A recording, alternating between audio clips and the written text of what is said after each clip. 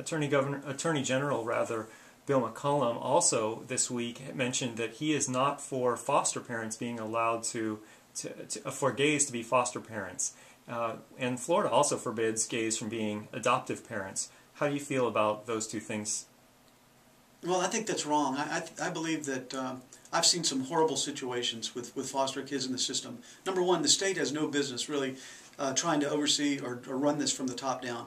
We need to be doing this in local communities. Local people and local nonprofits and churches, they're a much better group to be able to take care of foster kids than the state of Florida. We've had all kinds of abuses and problems.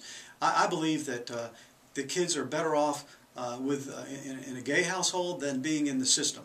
So I don't share General McCollum's view. We're speaking with Bud Chiles. He's an independent candidate for Florida governor. And yesterday on your website, Bud Chiles for Governor, you wrote a blog post that said that the rumors are true, I am a spoiler.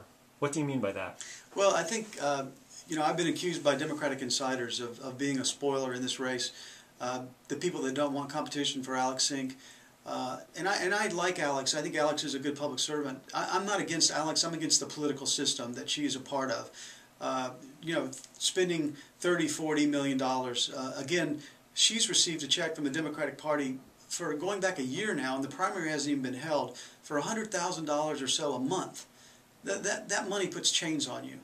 And so I'm here to spoil that party, not to spoil her party or to ruin her election, but to spoil the interests that are running the state government now, which is the few that are really controlling the many.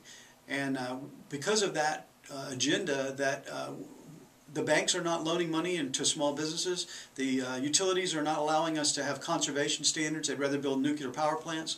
The for-profit HMOs are standing in the way of our doing community health care and getting more of our health care into the hands of nurses and doctors that actually provide care. We've got great solutions around the state for health care, but we've got to reform this system, and we can't do it unless we get the money out of the politics. So I'm here to spoil that party.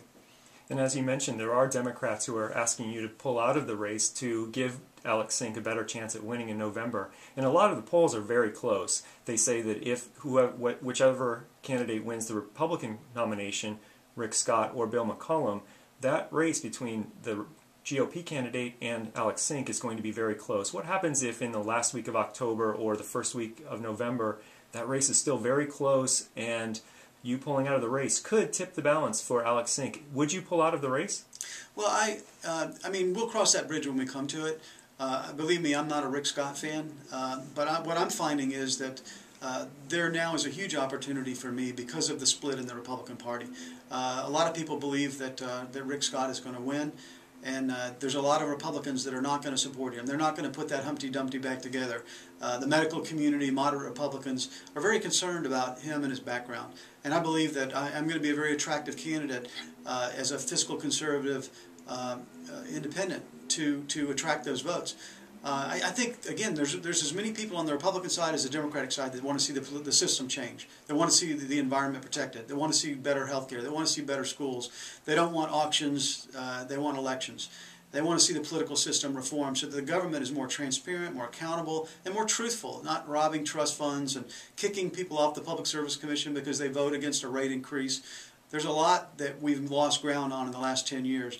And so I believe that, for me, I've hardly got 2 quarters to rub together as a candidate, and yet I'm at 20% in the polls, within 10 points of a guy that's spending $2–2.5 million a week. Now that tells you something about, where Floridians are. I think they are tired of, and I think as we get into the general election, we're going to see even more of people that are coming to me because they're looking for an alternative.